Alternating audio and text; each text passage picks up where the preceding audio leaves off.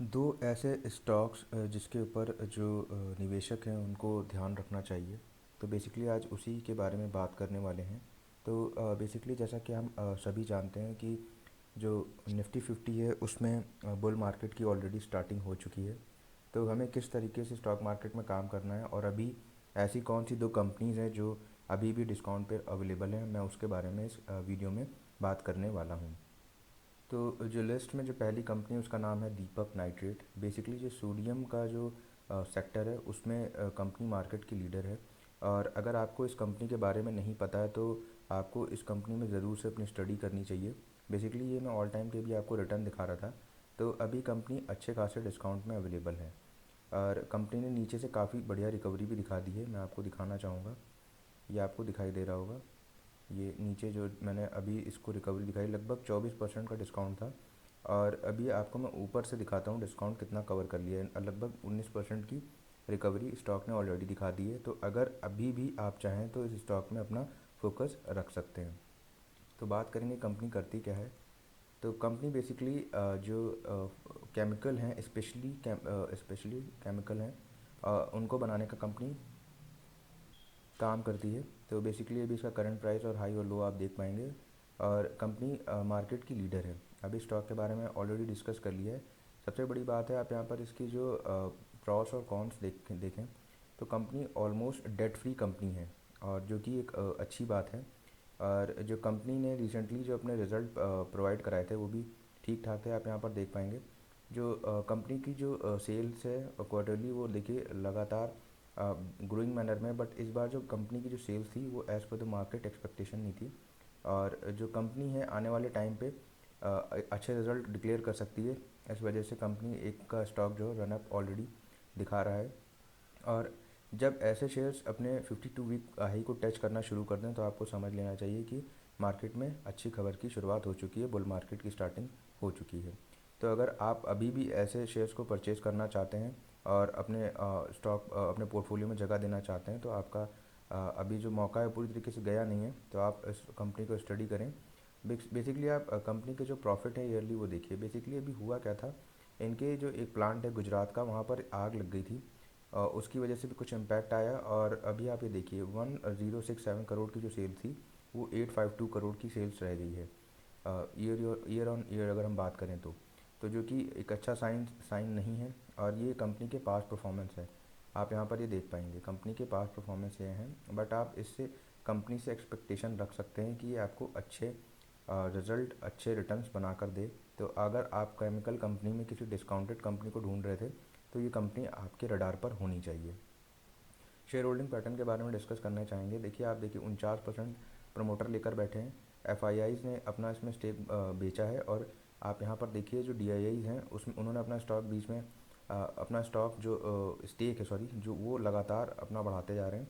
और इसमें पब्लिक देखिए क्या कर रही है, गिरावट आई बेच के निकल गए। बस यही तो खराबी है, ये नहीं करना है आपको।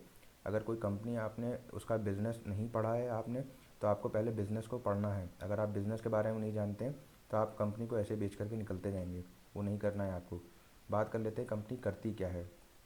तो मैंने कंपनी का जो मार्केट शेयर है वो ओपन किया है, ये देखिए आप।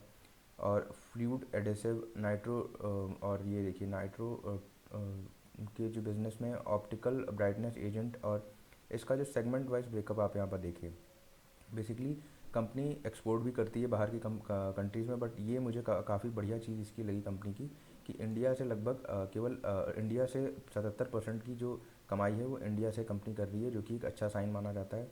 और जो इसका ये देखिए वर्टिकल और ऑपरेटिंग प्रॉफिट मार्जिन, ये आप यहाँ पर देख पाएंगे। तो कंपनी इंडिया में काफ़ी ज़्यादा एक्सपोर्ट कर रही है, जो कि एक अच्छा साइन माना जाता है। तो आप इस कंपनी को ज़रूर से अपने रडार पे रखें। तो जो लिस्ट में जो दूसरी कंपनी है उसका नाम कोई और नहीं, फाइन ऑर्गेनिक है। ओलियो केमिकल के सेगमेंट में मार्केट की लीडर है। और बेसिकली जो रिटर्न कमा कर दिए हैं वो बहुत ही लाजवाब और शानदार हैं। कंपनी ने अपनी जो गिरावट है उसको मैं बता देता हूँ। लगभग कंपनी ऊपर से अभी भी 30%, 34% की गिरावट के आसपास कंपनी काम कर रही है। मैं इस कंपनी को ओपन मार्केट में देख रहा हूँ तो आपको यहाँ पर प्राइस चेंज होता हुआ दिखाई देगा।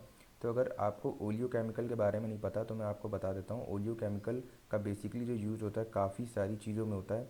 और जिस प्रकार से हमारी जो जनसंख्या बढ़ रही है, जो फूड सेक्टर है उसकी डिमांड कम नहीं होने वाली। और इस केमिकल की जो बेसिकली रिक्वायरमेंट है वो यही कंपनी फुलफ़िल करेगी। कंपनी बेसिकली आप यहाँ पर देख पाएंगे अच्छी खासी उसने रिकवरी दिखाना शुरू कर दी है कंपनी ने। तो आप इस कंपनी को भी अपने रडार पे रख सकते हैं। जो मैंने बिज़नेस के बारे में आपको बताया था आप यहाँ पर देख पाएंगे, ये आपको यहाँ पर दिखाई देगा। तो आप इस कंपनी को भी अपने रडार पर रखें। और जो करंट प्राइस और हाई और लो कंपनी का आप यहाँ पर देख पाएंगे। बेसिकली कंपनी का जो मार्केट कैप है और जो कंपनी है उसने रिसेंटली काफ़ी ज़्यादा गिरावट दिखाई थी, क्योंकि कंपनी लगातार अच्छे रिजल्ट पेश कर रही थी और ओवर एक्सपेक्टेशन का जो शिकार हुई कंपनी, उसके बाद आप यहाँ पर देख पाएंगे डेट फ्री कंपनी है। और जो पीडीलाइट एसआरएफ है उसके साथ कंपनी का कंपटीशन है।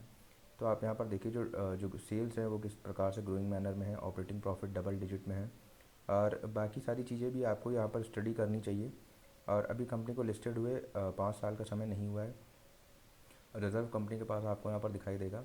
और जो कंपनी के पास जो शेयर होल्डिंग पैटर्न है उसको भी देख लीजिए आप। लगभग 75% कंपनी के जो प्रमोटर हैं वो लेकर बैठे हैं और जो एफ आई आईज़ हैं इसमें उन्होंने बिकवाली करी है और डी आई आईज़ ने परचेज़ करा है।